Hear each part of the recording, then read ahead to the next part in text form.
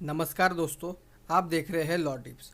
दोस्तों, आज हम देखेंगे कि under payment of bonus act 1965 in India, इसके अंडर आपको मिनिमम बोनस या फिर मैक्सिमम बोनस कितना मिल सकता है। तो दोस्तों, यदि आप किसी फैक्ट्री में या फिर किसी कंपनी में काम कर रहे हो तो वहाँ पे आपको कम से कम बोनस कितना मिलेगा। तो चलिए दोस्तों, वीडियो शुरू करते हैं।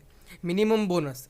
The act stipulated that every employer must pay minimum bonus of 8.33% of the salary earned by employee during a financial year or 100 rupees whichever is higher, irrespective of whether the establishment has made a profit or incurred a loss।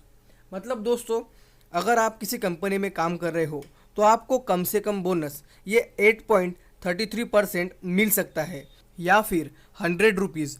मतलब दोस्तों, इन दोनों में से जो भी higher रहेगा वो आपको मिनिमम बोनस मिल सकता है। दोस्तों, अभी हम देखेंगे कि आपको मैक्सिमम कितना बोनस मिल सकता है। दोस्तों, उसके पहले यदि आप चैनल पे नए हो तो वीडियो को लाइक करके अपने चैनल को ज़रूर सब्सक्राइब करें और अपने दोस्तों के साथ इस वीडियो को ज़्यादा से ज़्यादा ज़रूर शेयर करें।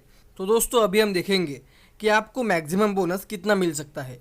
Maximum bonus payable to an employee to 20% of their salary. मतलब दोस्तों, आपको ज़्यादा से ज़्यादा बोनस यह 20% आपके सैलरी के हिसाब से मिल सकता है। दोस्तों, सैलरी में बेसिक वेजेस और डियरनेस अलाउंस ये दोनों मिला के आपकी सैलरी काउंट होती है। If the allocable surplus is permit.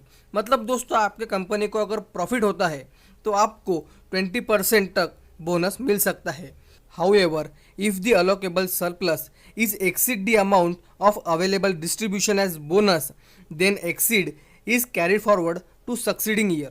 मतलब दोस्तों, अगर आपको बोनस बांटने के बाद भी कुछ पैसा मतलब कुछ सरप्लस या फिर कुछ एक्सिस अमाउंट बच जाती है तो आपको अगले साल वह अमाउंट बोनस के तौर पे मिल सकती है। तो दोस्तों, इस तरीके से होता है मिनिमम बोनस और मैक्सिमम बोनस। पर दोस्तों, आपको एक बात का ज़रूर ध्यान रखना चाहिए। It's important to note that these percentage and amounts are subject to amendments to the law and specific company policy। मतलब दोस्तों, ये स्पेसिफिक कंपनी मतलब एक कंपनी के हिसाब से यह लॉ या फिर यह रूल्स चलते हैं। यह कंपनी टू कंपनी चेंज भी हो सकते हैं। यदि उनके मेमोरेंडम ऑफ एसोसिएशन या फिर आर्टिकल ऑफ एसोसिएशन में बोनस के कुछ विशेष प्रावधान दिए हैं तो उसी हिसाब से वह कंपनी आपको बोनस दे सकती है।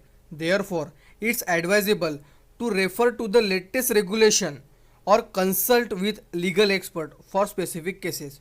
यदि आपको लगता है कि हमें कम से कम बोनस मिला है तो दोस्तों, आप किसी लीगल एक्सपर्ट को हायर करके भी अपनी प्रॉब्लम्स इसका सॉल्यूशन निकाल सकते हो।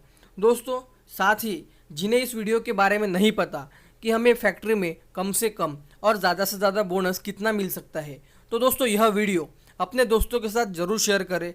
और दोस्तों, अगले आने वाले वीडियोस में हमें किन टॉपिक्स के ऊपर वीडियो बनाना चाहिए इसके ऊपर आप कमेंट सेक्शन में अपनी राय दे सकते हो।